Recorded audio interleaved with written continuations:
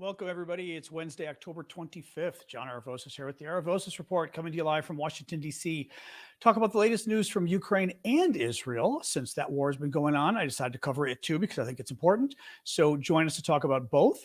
In the meantime, introduce yourselves if you would. Say where you're from. I'm going to get TikTok rolling here on my iPad. And then in about 2 minutes, we will start officially, just to give folks a chance to get notified and join us on the various apps that we are on. There we go. I think that's right. All right. Unstable connection on TikTok. Don't you dare. There we go. Okay. TikTok's being good. Oh, my microphone for TikTok. You think that would help? I've got my good mic for you guys, but for TikTok, hey, TikTok, plug it in my mic now. One moment. Up. There we go. Hopefully that'll work. There we go. Now I got my TikTok mic in. Anyway, hello all. How are we? I just had a very brief nap a short while ago, so I'm feeling pretty good, but a little zoned out. There we go. Okay. My sound should be better on TikTok now. But yeah, I literally got up like 15 minutes ago. I decided, I was like, I needed a little sleep. Thank you, Macabre. Appreciate that. My iced tea, hopefully wake me up a little bit. In my very old Georgetown mug I got in the 1980s when I went to Georgetown. Thank you, John S. Oh, boy. Darian, Carol, lots of gifts today. Chief, Jetta, thank you guys. Woo. Anyway, yeah, we did a nice stream this morning with Vlad. Thank you, Marcy. A little impromptu. Vlad wanted to do an update on what was going on in Ukraine. Hey, Noah, good to see you back. Thank you, Pam K, Elizabeth. So many gifts today. Thank you, guys. But yeah, so we did Dobry Večer, Marie, or Večer. Sorry, the Russians would say Večer, I believe. I don't know what that is, Dom. No idea. Anyway, so yeah, hi guys. We're going to start in about 2 seconds here. I just like to wait a minute for folks to arrive. Thank you, Nicola. Lots and lots and lots of news today. I mean, like a ton of news. So we'll see. I tried to even cut it back, but it was hard to cut back. Thank you, Marie. A lot of Israel and actually a lot of Ukraine news, which is interesting because Ukraine news has been kind of, not much happening lately, I think. And now there's nice sunset today out my window. Oh, there we go. But a lot of good in Ukraine, not good, a lot of news period from Ukraine. So we'll talk about that. Thank you, Annie. I love the eyes. The eyes are pretty fun. Thank you, Richard Kankarangan. Marianne, good to see you. I assume you got your package. Oh, boy. Sweden, NATO, nothing yet. We're waiting for Turkey, and all depends what Erdogan wants to do and whether he's going to try to drag it out. We just don't know. All right, guys, I will get rolling here. I'm going to start talking about the speaker anyway. Thank you, Mustard. So I am John Aravosis. Welcome all. This is the Aravosis Report, my nightly show I do Monday to Friday, 6 p.m. Eastern Time, U.S. To TikTok over here on my iPad. Thank you, Alex and KZ, for the gifts there. I've also got YouTube and Twitch and Facebook and LinkedIn over on my laptop too. That's why you guys will see me going back and forth and back and forth. Now, I don't know that you're all going to have an echo. Somebody's got an echo, but I wonder if it's just you. Anybody else on TikTok got an echo going on? Or is it just the one person, I'm guessing? If it's just the one person, you may want to come out and come back in. Yeah, nope, the mods aren't having it. If you're getting a bad echo on TikTok, go out and come back in because no one else is having it. So just wanted to check. Okay. I like to check because sometimes the connection's funky. Thank you, Dad Over. Anyway, so welcome, guys. So the way the show works for anybody who's new, I go through the news of the day. I'm going to start with Israel, then do Ukraine. There's a decent amount of Israel news, a lot of Ukraine news. And then we'll do questions and answers at the second half of the show. Thank you, Joanne, for the hearts. Anybody who wants to support my work, which I very much would appreciate, I do this for free. I do it full time. And therefore, people buying gifts and everything else helps a lot. Thank you, Alex, because it lets me pay the bills and it lets me afford to do this. Thank you, AJ. Very nice of you. So you can do gifts two different ways. TikTok, obviously the gifts you guys are doing, which I very much appreciate. I'll always try to do a shout out when I see the TikTok gifts fly up on the screen. Usually I see it. And on YouTube, you guys can do super chat questions and super stickers. Super stickers are just a nice way to say thank you.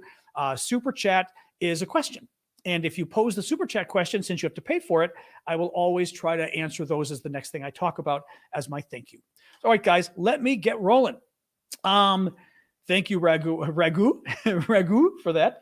So here's the deal, guys. So the speaker race. So the first issue I wanted to mention was the Republicans in the U.S. House of Representatives finally picked a Speaker of the House today. That would be the top seat for, thank you, Rooster, for the top Republican in the U.S. House. Republicans control the House. As you know, it's been about 3 weeks. They've been kind of trying to pick somebody, kept voting against them. The guy today they picked is Mike Johnson from Louisiana, Republican. Not great. I mean, depending on certainly on Ukraine, he's bad. Depending other issues you're into, he's an evangelical Christian, basically meaning he's religious right. He has worked as a lawyer for a number of the top really nasty religious right advocacy groups. He super anti-abortion, super anti-gay. He's also an election denier, which is really bad. He was, thank you, Alex, one of Trump's top people defending. Oh, Alex is on a roll. Thank you, Alex Partee. He was one of Trump's top people pushing the election lie after the election. So he's not great. And bad on Ukraine too, which kind of sucks. So, not great, but what do you do? Let's jump into Israel first. So, in terms of Israel, so we've been waiting. Thank you, Adventures. We've been waiting for the news about Israel invading Gaza. That has not happened yet. It is pretty much a foregone conclusion at this point. They're going to invade unless, I don't know, an act of God happens. Prime Minister Netanyahu said today during a TV address, thank you, Diane, that the ground offensive in Gaza will go ahead. Its timing is unanimously determined by the cabinet and the chiefs of the general staff. But bottom line is, Netanyahu, thank you, Peachums. Netanyahu says they're going in. It's just a matter of when. A lot of countries have been urging Israel to think twice about it because of the humanitarian toll, but also it's not clear they can, who knows? But a lot of these defense experts are saying it's going to be very difficult to go in there and try to clear out Hamas. Having said that, as I've said before, politically, I think it is difficult for Israel to say no about invading Gaza. I was thinking more about this. And I saw some of the analysts saying, the defense analysts saying, Israel should do what it usually does, where when these kind of terrorist attack happens, it does strategic strikes back. It doesn't invade. And in this case, they should just keep going after, Hamas. And the problem with that is, and I always like to bring up the political side with you guys because that's my background. I worked in the U.S. Congress. I've done politics for 35, almost going on 40 years now here in Washington. And one of the things you have to consider is, what can a leader get away with? And what I mean is, can the Israeli government get away with not invading Gaza? Because the attack was so horrendous on Israel. Again, this wasn't just a regular terrorist attack. This was the biggest, baddest, most successful terrorist attack on Israel in history. This was the worst attack since the Holocaust. Again, 1,400 people murdered, over 200 hostages. That's a big deal for a country of 10 million people. And I'm not convinced politically. Actually, I would be really interesting to see polls on this. I know we've got some of our Israeli friends here today with us. I'd be curious to see polling. I don't know whether they've got it in Israel yet. Would the Israeli public accept not invading Gaza and simply targeted attacks for the next, God knows how long, trying to take out the Gaza leadership with just targeted attacks? I just don't know. Like, I could see from America, people would be demanding war here. People would be demanding war. If we had this kind of they would say it's not enough to lob a few missiles. Now, that doesn't mean it's a good idea, right? I mean, we invaded Iraq and Afghanistan, and both invasions didn't go for. I mean, we got Saddam Hussein, which was great, and we got Osama bin Laden, but both invasions didn't really go well in the long term. Thank you, Jeremy. But anyway, it's just a point to think about is whenever you sort of consider what a country is doing, what they might do, what you want them to do, keep in mind what's politically possible as well, because that's what's going to determine what they do. Now, the U.S., this was kind of interesting. Thank you, Ann Blazing and Lori. This was kind of interesting. Previously, you heard, remember over the last week, there were a number of drone attacks against U.S. forces in Iraq and Syria by Iranian-supported militias. Well, the U.S. had said at the time 20 soldiers were injured with minor injuries.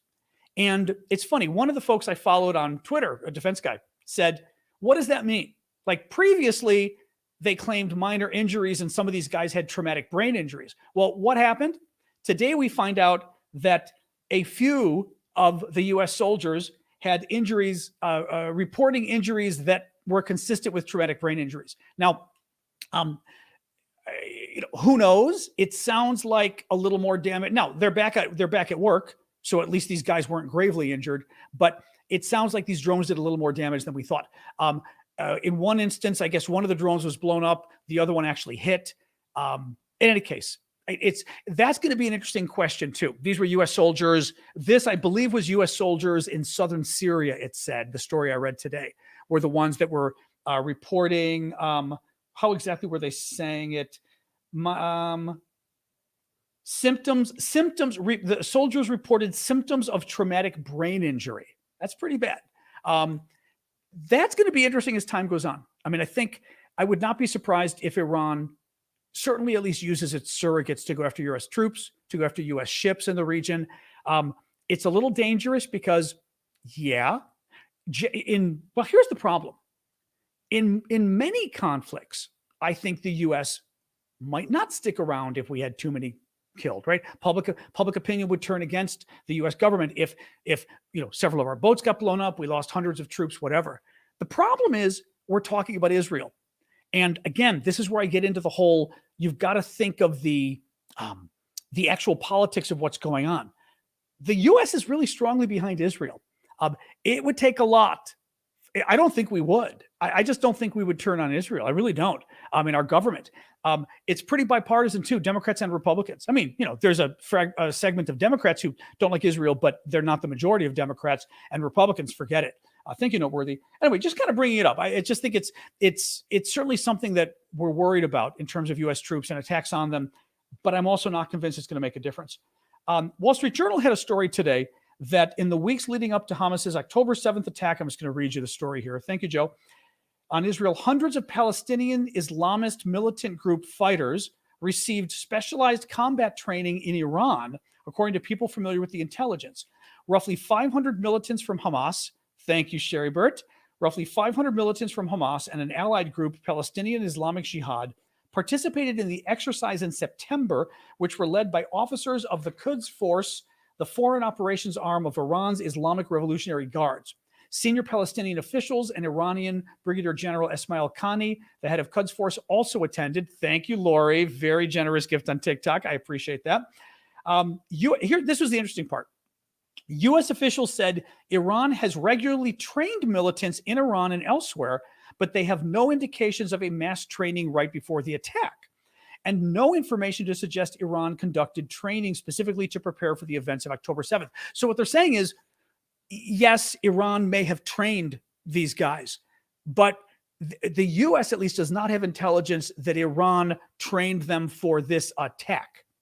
I think, thank you, Lefty, what we're seeing here is a little bit of a difference between Israel and the U.S. on this.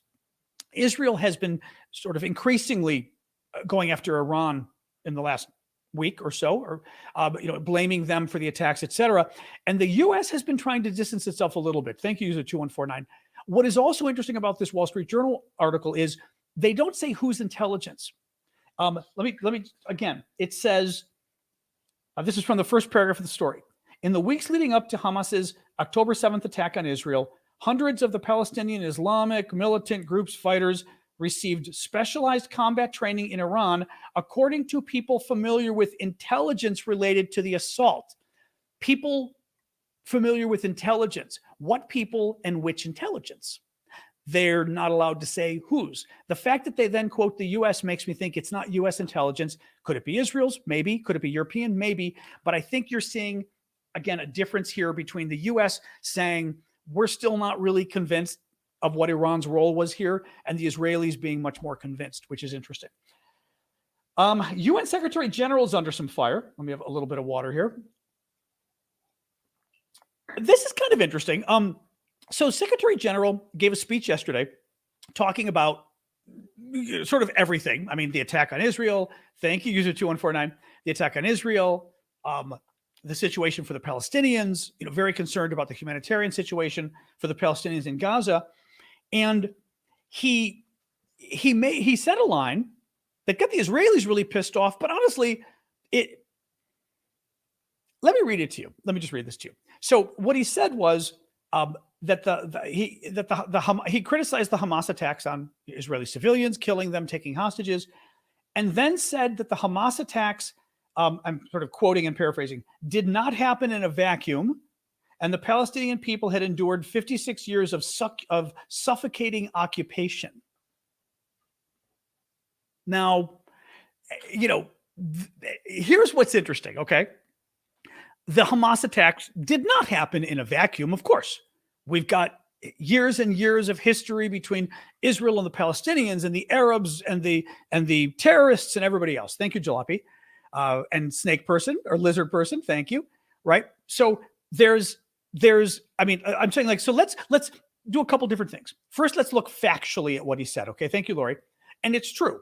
Hamas's attack didn't happen in a vacuum. It wasn't like Hamas was just created yesterday and decided to attack Israel, right? This is an ongoing conflict. Fair enough.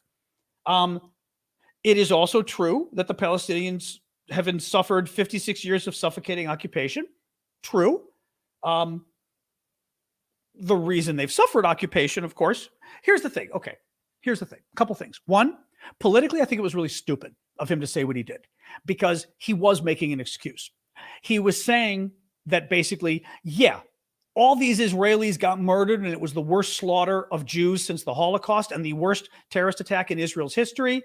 But like, he's basically, when he said it didn't happen in a vacuum, he's making an excuse for it and saying, Israel kind of had a hand in this. Basically, he's blaming Israel partially for the attack. Whether or not you think that's accurate, it's not something the UN Secretary General should be saying, especially 2 weeks after the attack. You gotta politically, you gotta watch it. I will say that. Thank you, Kronos. The second part, talking about the occupation, he's not wrong. The Palestinians have suffered a suffocating occupation. He doesn't mention some, and this is where I think you do get bias. A lot of people will tell you that the Palestinians have been occupied and it really has been bad. And they're right. They have been occupied. It's been really bad. They often don't mention why the Palestinians are occupied. They're occupied because all the Arab governments got together and they invaded Israel multiple times and tried to wipe it off the map. And the Arab governments lost the war, and Israel got several territories, including the West Bank, Gaza, Golan Heights, different territories. That's why Israel is occupying the Palestinian areas, because the Palestinians and their allies tried to wipe out Israel, and they attacked Israel and they lost the war. And when you lose a war, often you lose territory. And again, you can still get into a back and forth on this. Well, why did they attack? Because going back originally, the UN took land from the Palestinians, right? I mean, you can always get into, and I think it's fair, you can always get into a very gray area of who to blame. What is bad about the Secretary General's statement is he didn't sit there and say, which I do try to say, that I think both sides have done some things that aren't great. Israeli settlers, Netanyahu, Palestinian side, lots of terrorism, lots and lots of terrorism over the last 70 years. And again, Israel has also killed a lot of people over the last 70 years. He wasn't saying that. He started by kind of making an excuse for the terrorism and then suggesting that, well, actually, I will end this. There's more news, of course. Thank you, LWD. Let me summarize with my own paraphrase of the UN Secretary General. Yes, the Palestinian people endured 56 years of suffocating occupation, but that suffocating occupation didn't happen in a vacuum. And I guarantee you, by saying that, all the Palestinian supporters would blow their top if I said that. You would blow your top. And anyways, you get it. So I think for the Secretary General, it was stupid of him to say it. It was politically very stupid.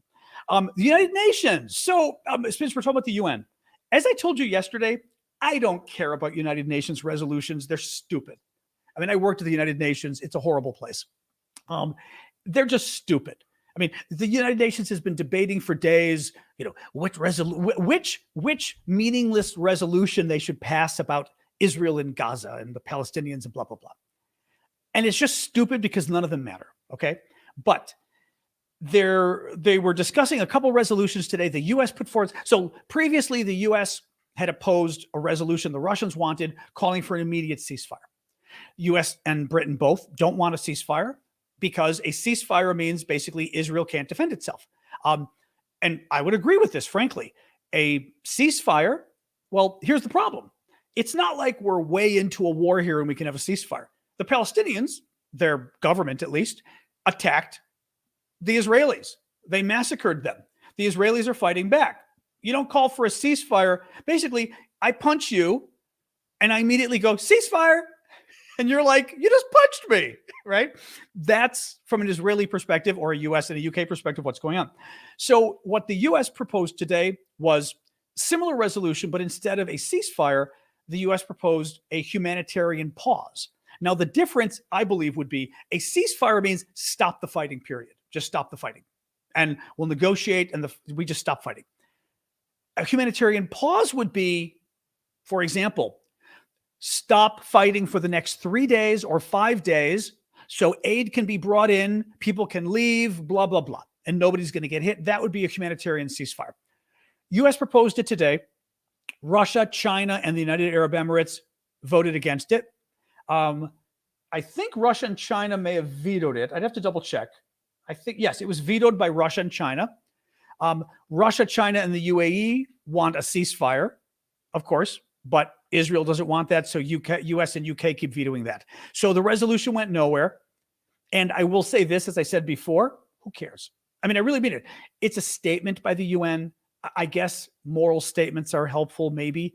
I'm not a big fan because honestly, no matter what passes, it's not going to change what happens on the ground.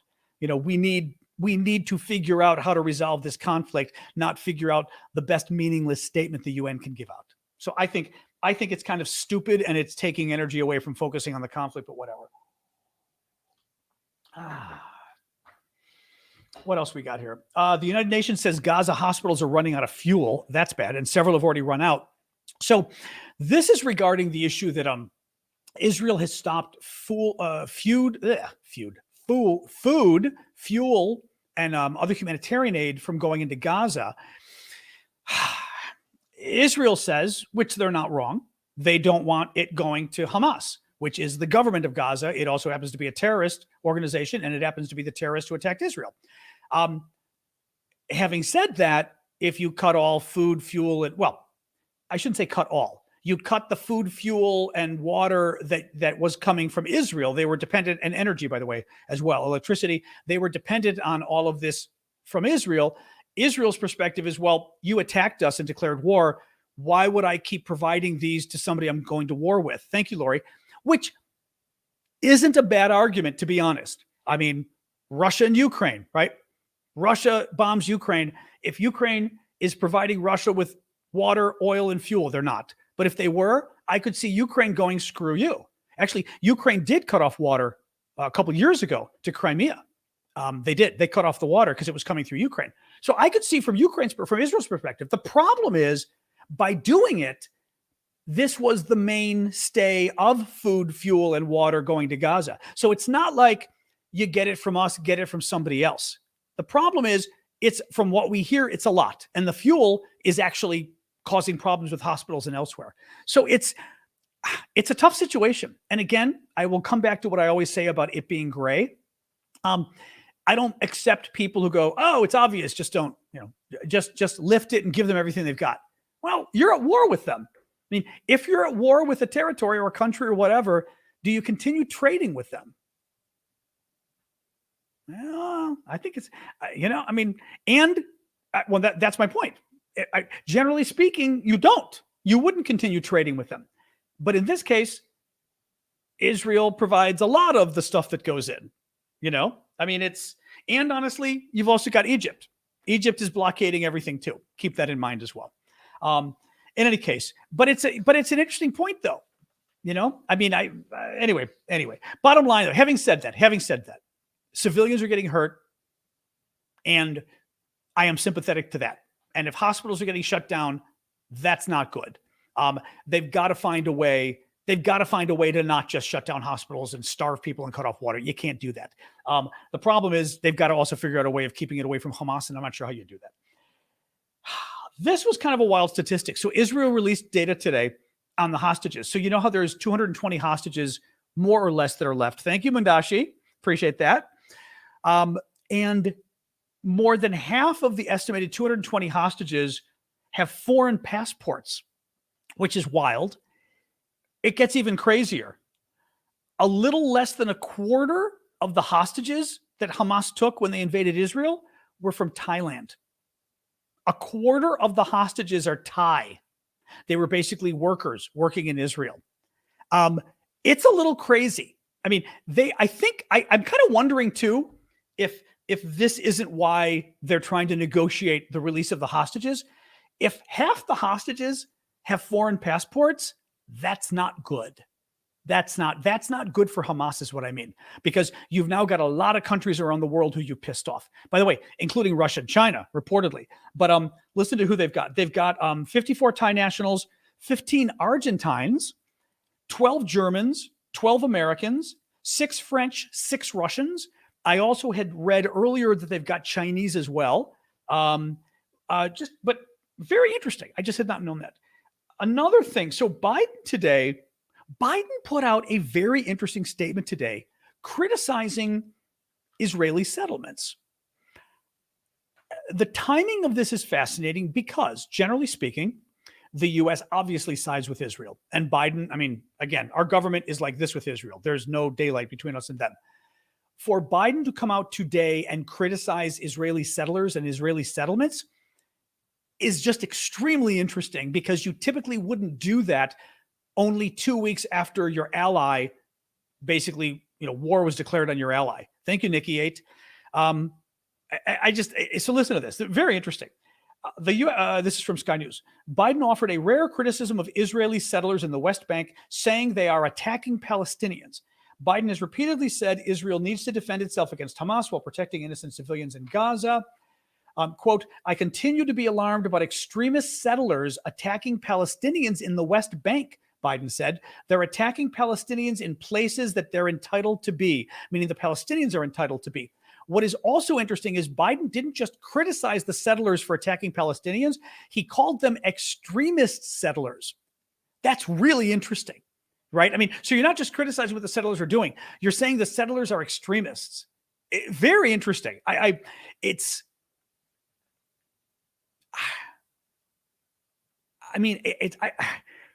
don't know. Is it Nick? It's either Nikki 8 or Nicolate. I'm not sure what your name actually is looking at it. But anyway, thank you.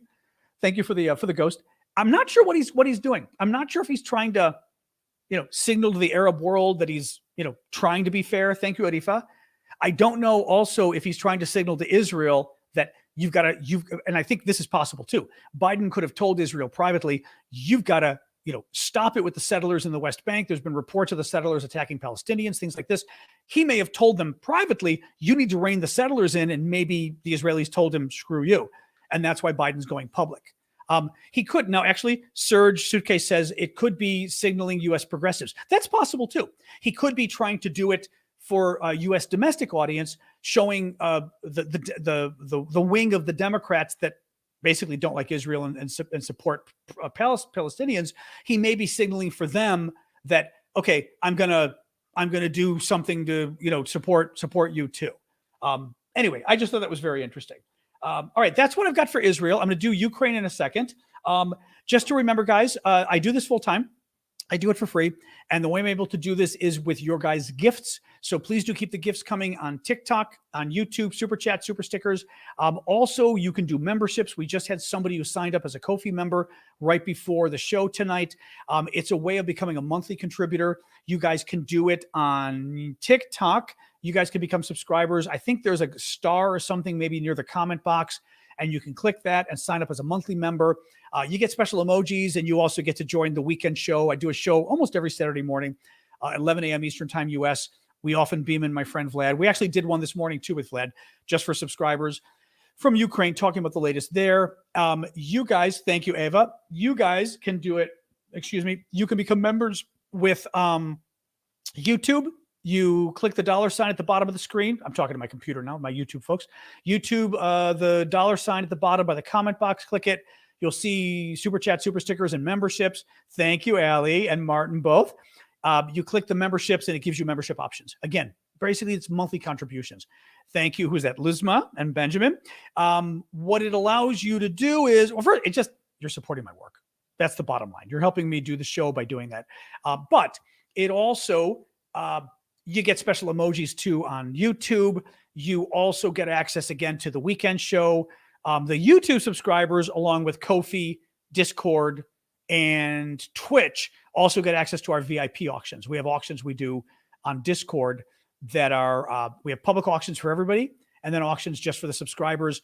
Everybody but TikTok gets that because TikTok's link is broken. Thank you, Lamb Chop.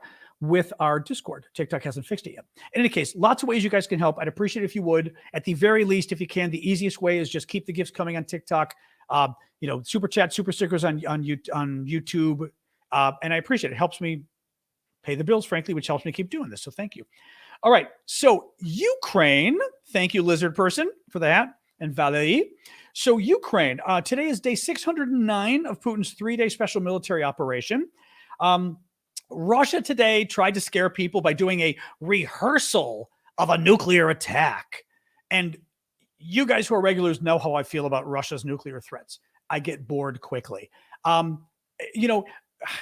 It's stupid. What Russia did today, by the way, Russia didn't do a test of attacking the West. They did a rehearsal of responding to a Western nuclear attack on Russia. Okay? That's what they did. All they did today was they did a simulation of if the West were to nuke them first, how would they respond?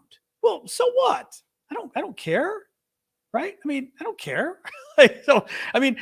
We already know if we nuke Russia, Russia's going to nuke us back.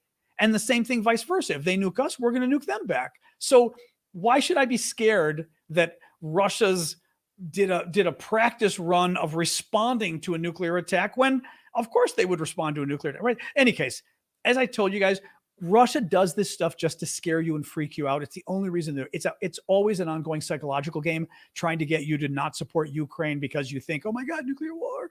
So don't worry about it. Russia launched an attack last night near another Ukrainian nuclear plant. It caused damage to several buildings near the plant. This was a different plant than the one we're usually talking about. We're usually talking about the Zaporizhia nuclear plant. Oh, thank you for the Carol for the eyes there. We're usually talking about the Zaporizhia nuclear plant. This was the nuclear plant. All the way over here. Over here. Regions all the way over here, Western Ukraine. The region is, Khmelnytsky. I'm going to go with Khmelnytsky. Over here, I think the plant might be further down here. It's hard to say exactly, but the region's right here. The plant is over here more or less. And it's a little weird because that's not where the war is being fought. I mean, that's just not where the war is being fought. So, the war, this is the occupied area. This is the front in the war. Why the Russians are attacking over here is a little weird. So the fact that they happen to attack near a nuclear plant and cause damage to buildings near the plant is interesting. I can't say oblast. Most people won't have any idea what that means, Deb. You know what it is. Most people, I could do a poll on it. People will not know what oblast means. There's no way. I learned that over decades of doing this kind of work. You don't assume people know the terms of art because most people don't. So anyway, not good news from the Russians there. This was interesting. So a report from Astra, which I believe is some kind of a Russian publication, but that hundreds of Russian soldiers may have mutinied in recent weeks because of the Russians accumulating large losses in eastern Ukraine, Kupiansk in the northeast, Avdiivka as well, two of the areas we've talked about over the last several weeks. At least 173 men are reported to have been detained for refusing orders. Austria reports that it has received almost daily messages from the relatives of men who have been, these are Russians, who have been detained in occupied regions of Ukraine after refusing to join assaults. They have told similar stories of drunken commanders and a lack of ammunition, artillery, food, and water, which is the reason they don't want to basically go to war. The ongoing heavy fighting around Kupiansk and Avdiivka is said to have been the cause of a number of revolts. Ex-convicts are also reported to have been detained. Oh, thank you, Hedge. Very nice gift. I appreciate that. Thank you. Ex-convicts have also been reported to have been detained to pressure them into signing new contracts. Well, this leads to the next story, which is fascinating. This is from the Institute for the Study of War via Sky News. And basically, the Russians are so hard up for men, for the military, that they're trying to force migrant workers to enlist. This is a story that gives you a sense of how bad things are for the Russians, but also how nasty they are. Listen to this, okay? Russia has been attempting to detain and force people in Central Asian migrant communities to register for military service, according to the Institute for the Study of War, very good defense think tank here in Washington, D.C. The country's top criminal investigative authority has been scrutinizing minor crimes committed by migrants with a view to bolster its numbers on the front line. In other words, you go after them for minor crimes and you kind of go, well, you could either go to jail or you could go fight in Ukraine, right? Wait, there's more here. The Russian Investigative Committee has been reopening criminal cases into migrants with Russian citizenship for the same purpose, as well as investigating their families. So they're taking old cases and opening them up again, going, hey, that case we let you go? Not so much. And going after their families as well. The source claimed authorities had ordered Russian state media to increase the number of reports about crimes committed by migrants to create an atmosphere that enables them to carry out mobilization raids of migrants with Russian citizenship. So basically, they've asked the Russian media to report more crime. But this sounds like Fox News, really, to report more crimes about migrants committing crimes so that the Russian government can then raid migrants' communities, find out they didn't register for the draft or whatever it is, and draft them. And the public will support it. Thank you, Kronos, because the public will have seen all the news that says, oh, those migrants, they're all so dangerous and law-breaking anyway. I mean, it's like, oh my God. Also, this was an issue that came up at the beginning of the war, was the inherent racism of Russia's approach to the war and how they've been relying, thank you, Elizabeth, they've been relying on their minority communities and their poorer, like Central Asian and those guys, Muslims, the ethnic communities, rather than getting basically white Russians from Moscow and St. Petersburg. It's just, it's just so vicious too. Russian army has used new longer-range drones for the first time in an attack on Kyiv, according to Russian media. Italmas drones are harder to detect and shoot down than the Shaheeds, which have been from the Iranians. The drones are lighter and cheaper, but this means they carry smaller payloads than Shaheeds. So meaning if they're lighter and cheaper, that's good because you can have more of them, and maybe they can go farther depending, but they can't carry as heavy of bombs or weapons. So the bombing, the impact of them exploding is going to be less, right? If it's carrying bombs. If it's not carrying bombs and it's reconnaissance, that's a different question. Institute for Study of War says the new drones may be part of Russia's efforts to expand its arsenal for strikes against Ukrainian infrastructure as the cold weather approaches. That leads to the next story. So we know how last winter, Russia's big sort of move for the winter was trying to blow up Ukraine's electrical infrastructure, going after power plants, going after everything they could to basically freeze and starve the Ukrainians to death over the winter. Ukraine has a very bad winter. It's a very cold, freezing winter, and they took out the power. But taking out the power also means not only can people not heat themselves, but they can't cook food either. Thank you, Lorna. Very generous gift. I thank you for, and very pretty too. Thank you for that. What was I going to say? Oh yeah. So listen to this. So Zelensky, when he was on 60 Minutes now, 2 months ago, whenever it was. He was on the American news show 60 Minutes. And he basically put out a threat to Russia. Thank you, Big Hawk. He put out a threat to Russia where he said, if you come after us again this winter and go after our electricity, we're going to go after yours, or we reserve the right to go after yours. Well, Zelensky did it again. He said in response to, I don't know if it was in response, but he said it on a Telegram channel today, I believe, that, hang on, where's the quote? Yeah, he posted today on Telegram, "We are preparing for terrorist attacks on energy infrastructure," right? Russia bombing Ukraine's energy. "This year, we will not only defend ourselves, but also respond." That is as clear as it gets, that Ukraine is going to go after Russia's infrastructure, its electrical infrastructure in some of its cities and elsewhere if they go after Ukraine's. Now, what will be interesting is to see how big of an attack. We were talking about this during one of the earlier shows, and it's interesting because apparently it's not really hard to what were we talking about, guys? We were saying, because I had read people online saying this too, that you could like fly a drone carrying some kind of a long metal filament or something. I don't know if you fly it over power lines or near a power plant, but it can short everything out some. I mean, this is way over my head, electricity, but somehow it causes damage very quickly and very easily. What is interesting about that is we know the Russians, or we know the Ukrainians, have the ability. Thank you, Kronos. Very nice gift there. I appreciate that. We know the Ukrainians have the ability to go after Moscow and other cities, right? Done with trailing wire. But is the trailing wire, do you drag it over power lines? Do you drag it over a power plant?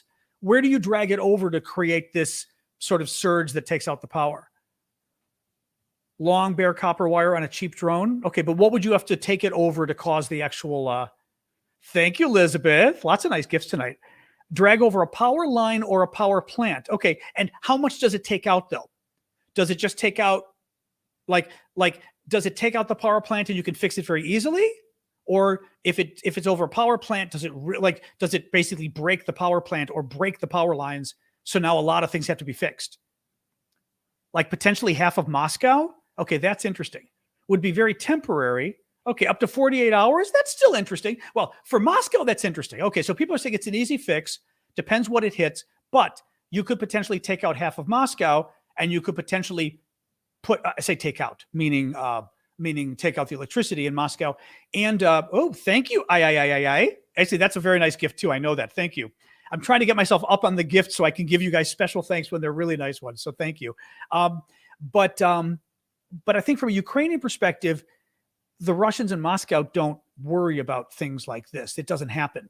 If you could take out the power in Moscow for even a day, that brings things home in a way that's very scary. Anyway, very, very interesting. But I think Zelensky's saying this. By the way, somebody asked on TikTok, why is he saying it? He should just do it. I think he's preparing the world for it. I think he's saying it a few times so that he's able to say, I warned them and they did it anyway. Don't you, Joe Biden or Germany, tell me, or France, tell me, oh my God, I'm escalating by attacking Moscow, right? I warned them and said, don't attack my electricity or I'm attacking yours. And they did it anyway. They invited me to come do it. They caused it to happen. I think that's why Zelensky is saying it up front. He's sort of managing expectations and saying it so that people aren't shocked and horrified when it happens. They go, well, Zelensky did say he would do it, So anyway, that's my guess as to what's going on. A couple more stories and then we'll just do questions, guys. G7 is expected to announce it will ban imports on Russian diamonds by the end of this month. Ukraine hopes to produce tens of thousands of drones per month by the end of the year. That would be huge. We were in our private live we did with Vlad, my friend in Ukraine earlier today. He did say that Ukraine was gearing up to produce a lot of drones. Anti-Ukraine Prime Minister Robert Fico of Slovakia was formally appointed today. And Germany pledged over $200 million for Ukraine's energy infrastructure today. All right. Our auctions are just ending today on TikTok, so I won't show you those. but we've got a lot of new cool auction items coming tomorrow. Basically, one of the cool things we do to support my work, because as I said, I do this for free and it helps me pay the bills so I can keep doing it. But one of the things we do to support me, but also support Ukraine, is we hold auctions, the cool stuff I get from Ukraine, and half the auction money I then throw back at Ukraine, and we use humanitarian or military work. Actually, the auctions today, we're going to use the money, thank you, Danon, to help the drone fundraiser that we're doing. It's still there. We still need a couple $100 more if people want to help, but we're trying to raise money for a drone training school. Vlad knows the people there. They train civilians and military in how to use drones, obviously, for the war effort. And they need a couple new drones. They need some motors. They need some controllers. They need $1,971. And they need, I think, a little more than $300 more at this point. If you want to help, please do. Thank you. On TikTok, you can go to my profile, look at the Linktree link in my profile, click it. And the very first thing that comes up will be Vlad's PayPal information. You could just go to PayPal, copy the information down and send it to Vlad. You guys can also help here. There's Vlad's. But I forgot why I was mentioning this with you. With the fundraising. But we also do cool auctions, and half the auction money gets channeled back as well. So in any case, not a big deal. I'm going to do new auctions tomorrow, so I won't hit you up for the auctions today. You can check them out. It's over at discord.aravosis.com. All right, guys, let's do questions. All right. Well, that's an interesting question too, Roger. Roger says, imagine if they put the power in half of Moscow out, and just as soon as Russia gets it up, they take the other half out. We know they've got people near Moscow. We know they've got people near Moscow because they've been operating the drones. So they could cause some damage. I've seen several transformers fried with Mylar balloons. Oh, that's interesting, Greg. Huh. The cute little balloons for birthdays. That's funny. That's about it. Yeah, there's no news. Thank you for the crown. There's no news on the battlefront. Otherwise, there's no news. I mean, otherwise I would have told you. There's no news. The new speaker. Thank you, Chazak. Very nice gift, by the way. I appreciate that. The new speaker's bad. I mean, he's anti-Ukraine. He's against funding Ukraine, the war. He's an election denier. He was one of Donald Trump's biggest supporters in denying the election. He still denies it to this day. He thinks the election was stolen and Donald Trump won. Total BS lie and dangerous as hell. It's dangerous, guys, because the biggest problem here isn't just Ukraine. It isn't just, he's anti-abortion, he's anti-gay. He's also religious right, which I have a big problem with that. He's an evangelical Christian activist. He's religious right. That's horrific. But the other problem is the House is instrumental in certifying the presidential election. He's going to be in control of the House when this next presidential election happens with Donald Trump. And Donald Trump is going to do it again. He's going to try to steal the election again if he doesn't win. And this is very dangerous. So I just also, in a more general theoretical sense, they shouldn't be picking election deniers at this point. That we should have moved beyond that. And the fact that they're still denying the election is incredibly dangerous. It's incredibly dangerous. So it's not good. It ain't good. So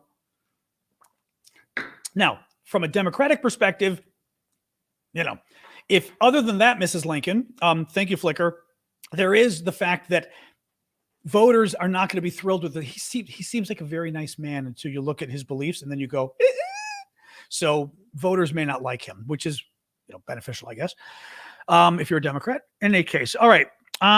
What else we got, guys? What else we got? All right. Not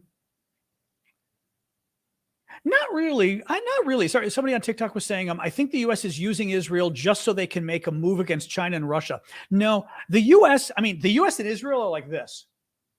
It goes back a long way. There's a lot of history here. But at this point, I think it's a cultural, it is a strategic thing. It's a military thing. It's a cultural thing at this point too. It also has become an evangelical thing. Thank you, Le Balancier. It's also become a religious thing for Republicans at this point, where the evangelical Republicans embrace Israel. Now, mind you, they embrace Israel because they need Israel to blow up in order to bring Jesus back. They don't talk about that very often, but they need Israel around because without Israel, Jesus won't come back. Thank you, B. Smith. But for Jesus to come back, 2/3 of the Israelis have to die. They don't tell you that one. They don't tell you that one very much. But yeah, so, I don't know. Shane says, do you consider what is happening in Israel as apartheid? I guess it depends what your argument is. Generally speaking, it depends what specific argument, but generally speaking, there's no way Israel can be a multi-ethnic society. There's no way. It has to be a Jewish state because of the nature of what Israel is, because of the nature of Jews being murdered and slaughtered for 3,000 years. Jews are unique in this situation. And after the Holocaust especially, it's over. There is zero way Israel can be anything other than a Jewish state. That's what I'm saying. But it depends what details you're getting into in terms of the way they treat Israeli Palestinians, right? All that kind of stuff. That's what I'm saying. There may be lots of detail like that you want to get into, and I don't want to get into that. But generally speaking, people use it by basically saying, they're Zionists, they want a Jewish state. Well, of course they want a Jewish state because people keep trying to kill Jews. Thank you, Timothy. People freaking hate Jews. They still do. I mean, guys, even this conflict, I've got Jewish friends reaching out to me privately and telling me how upset they are because this conflict once again brought up so many people on the left. And I will tell you, as somebody who's not Jewish, I look at this stuff and I have always seen on the left, at least, not everybody. I get it. I mean, a lot of you guys, I'm sure, aren't, obviously. But there's a lot of people who freaking hate Israel and they hate Jews. And it's hate. In the law, we call it animus. It's not, they looked at it, you know what I mean? And they've determined which side and blah, blah, blah, blah, blah. There's a lot of hatred of Jews. And there's no way they can. I mean, so, and and again, I always talk about the political side. You've got to look at the political side of this. And you've got to look at what options Israel has. This issue is way more complicated than the simpletons would like you to believe. That's the thing.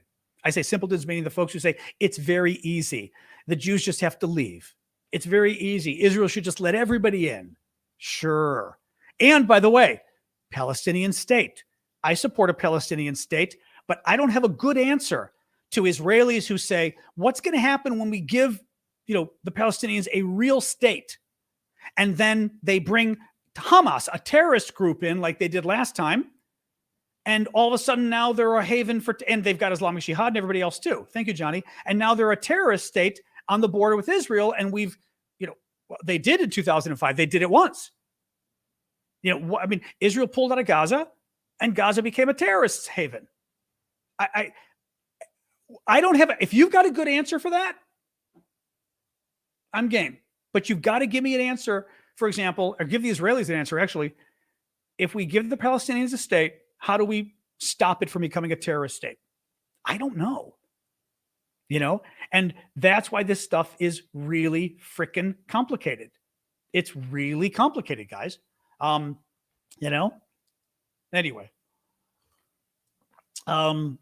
No, I want the thing is I do think the Palestinians need to get a state, and actually they were pretty darn close under Bill Clinton, and the Arabs and the Palestinians walked, but whatever. Anyway,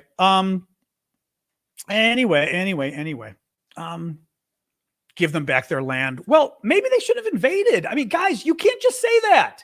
They lost their land because they invaded Israel. I mean, seriously, you don't try to wipe a country out. And then when the country wins the war and takes some of your land to protect themselves, you go, uh-oh, we want our land back. Maybe you shouldn't have invaded. I'm sorry. I don't mean to be a jerk about it, but I'm sorry. And I shouldn't even be responding because I know some of you guys are just trolls. There's a lot of reasonable people here, but for the trolls, that's what I'm saying.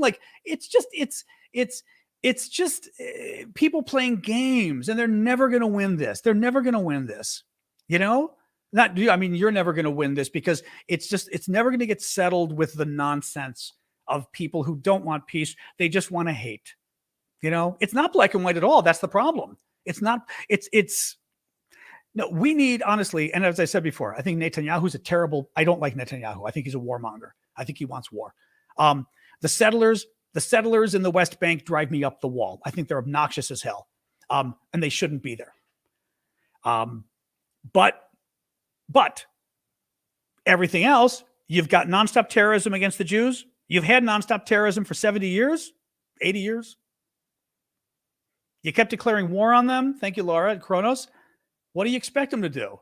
It's I guess what I would put it this way is it's what's the I'm not sure what you would call this in international relations theory or something else, but I guess it's almost like logical actor. It's not prisoner's dilemma, but it's almost like each side is almost acting logically in a way, right?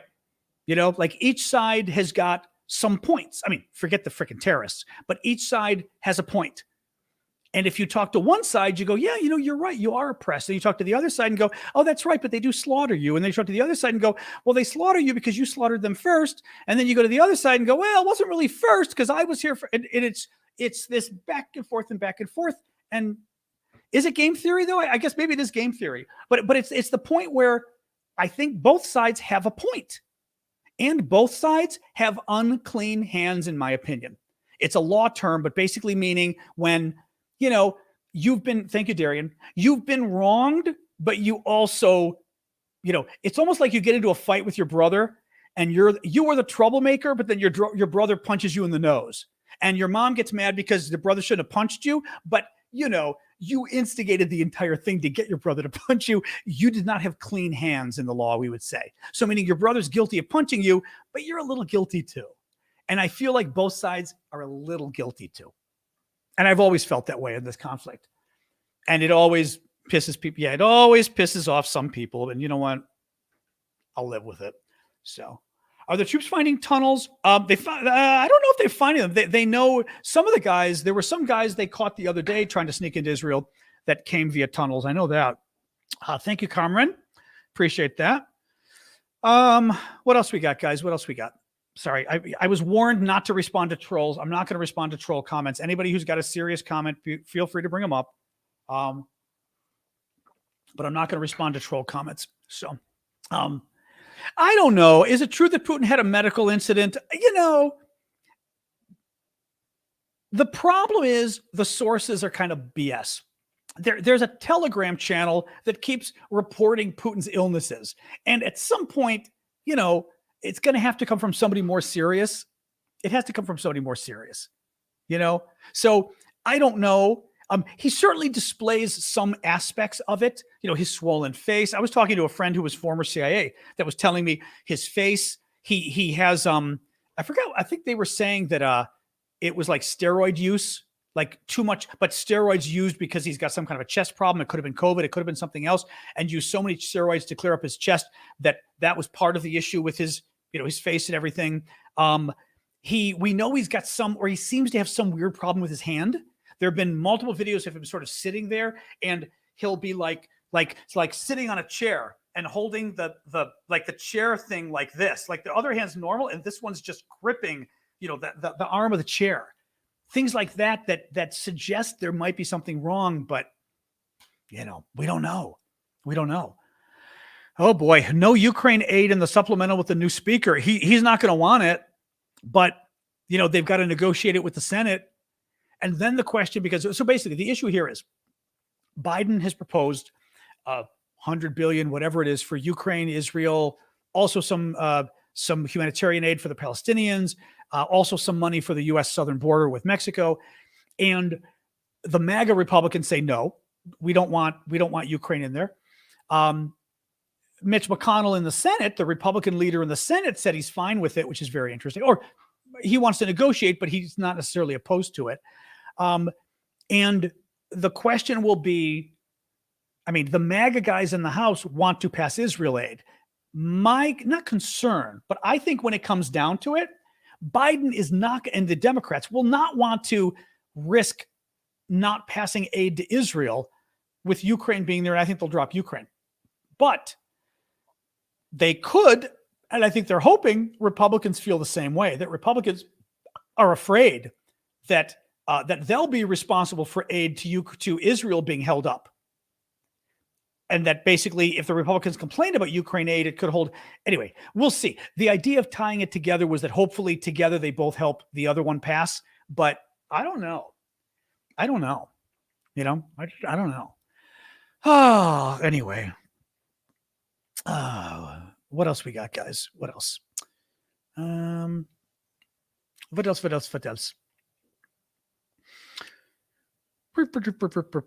Anything, guys? Otherwise, do I think the U.S. will go to war with Iran? Depends what Iran does. Iran needs to watch it. This is why I said the U.S. will defend Israel. There is no question about it.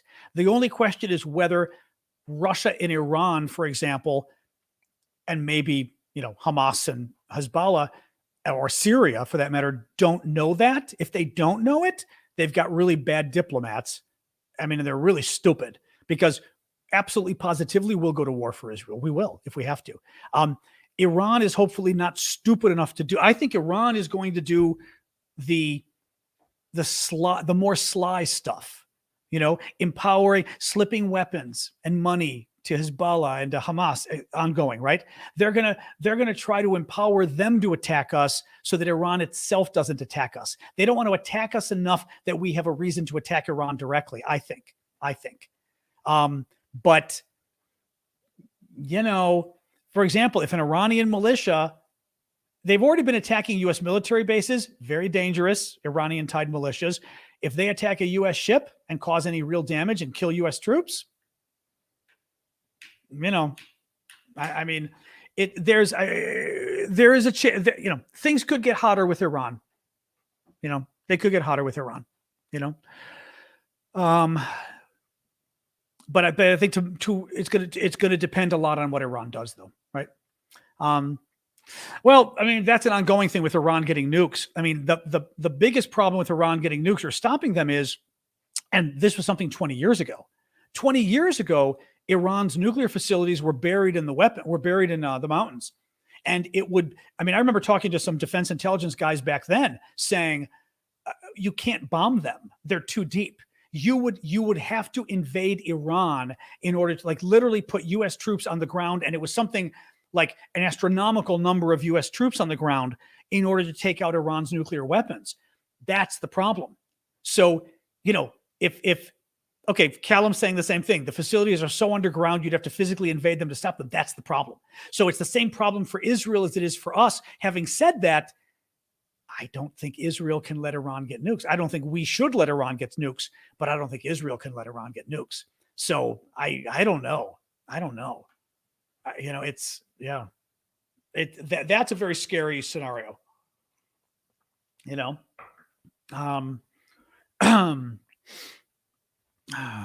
Did not see he's in China. No. Anyway.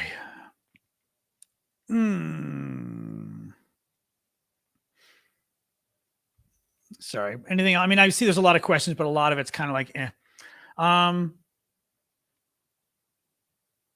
don't think so. Magical says, doesn't the war provide jobs for people on both sides, and that's why Netanyahu likes it? I think Netanyahu's a hawk. He's conservative. He's a hawk. He believes in peace through strength. This is my take on him, but he believes in peace through strength. And he thinks there's no way to defend Israel without just constantly beating the Arabs. And there's no way to really have an honest peace with the Arabs. I don't think he does. I think he's sincere in his feelings, meaning he really does believe it. I don't think he's got some machination behind the scene, I think why is Biden literally doing nothing? I think Biden's doing a lot. First of all, we support Israel. We're not going to stop Israel from attacking. We support Israel. 2, Biden's been doing a hell of a lot to try to help the humanitarian aid. The trucks that have gone through, the U.S. helped negotiate those trucks coming in. 3, Biden set up a summit with the Palestinian leader, the king of Jordan, and the president of Egypt. And guess what they did? They canceled because it looks like Palestinian terrorists blew up the hospital in Gaza, and they blamed Israel. And I'm sorry, but the idiots believed it, or they wanted to use it for political gain, and they all canceled the meeting with Biden. And I don't know that we're ever going to know the full truth, but it's 95 to 98% that the hospital was blown up by Palestinian terrorists of Islamic Jihad. And they canceled the meeting with Biden as a result. So Biden's done a lot, but that was a huge mistake by the Palestinian government and by the Egyptians and the Egyptians are playing games because the Egyptian president / general / dictator, I think, is trying to use this to somehow buttress himself at home. King Abdullah of Jordan has to be careful. So he didn't have a choice. He's being careful. And the Palestinian guy was Abbas, I think, is being careful, but he's also being an idiot. So, it's just, it's very upsetting. It's very upsetting. There's literally no evidence. Oh, sorry. This one I'm going to respond to. Mundane says, you have no evidence of what you're saying. The Palestinian side has evidence all over social media. Actually, the Palestinian side came out and told the New York Times yesterday they have no evidence at all. Google the article. We've got quotes and names of the Palestinian officials themselves who said, we've got no evidence at all the fact that the bomb was Israeli because the missile magically evaporated and disappeared once it hit, and there's nothing left. It's all magically gone, is what he said. And all the military experts went, huh? Refused to give the New York Times any more evidence of anything. So no. I am happy to have people disagree on these topics, but don't make stuff up.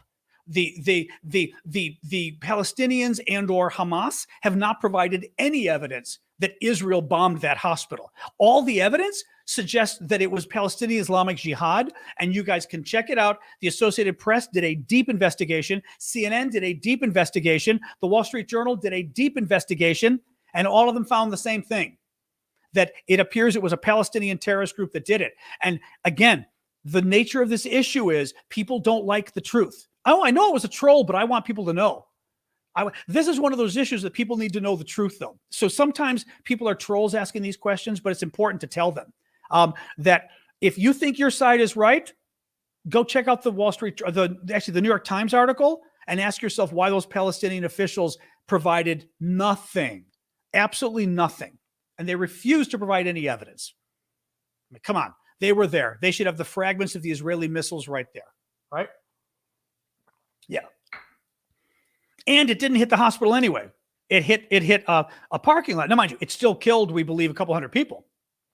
New York Times is a joke? Sure it is. And so is CNN, and so is the Associated Press, and so, brr.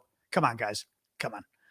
Anyway, what happened to Ukraine? Ukraine was the first half of the show, or second half of the show. I talked about Ukraine for about half an hour, 40 minutes, actually. But people are asking questions about Israel. So I know the trolls are contagious. I'm going to ignore them again. It was the parking lot, Chris. You're right. It was not the hospital. Correct. But it looks like there were a lot of refugees in the parking lot. So I'm trying to think if it was, I'm trying to remember which analysis it was that said, maybe it was CNN's that said that it looks, basically it could have been, I think, judging by the numbers, it could have been 150 to 200 Palestinians killed in the parking lot, though. So it was significant. Yeah, I saw Arik last night. Yeah. Although Arik is basically saying it's inconclusive. He said, we still don't know who it is. So,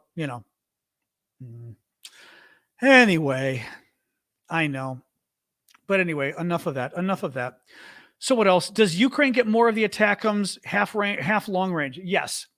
The U.S. initially gave Ukraine, it looks like, 20 of the ATACMS missiles that they then used to blow up the Russian air bases and caused a lot of damage, actually, which is good.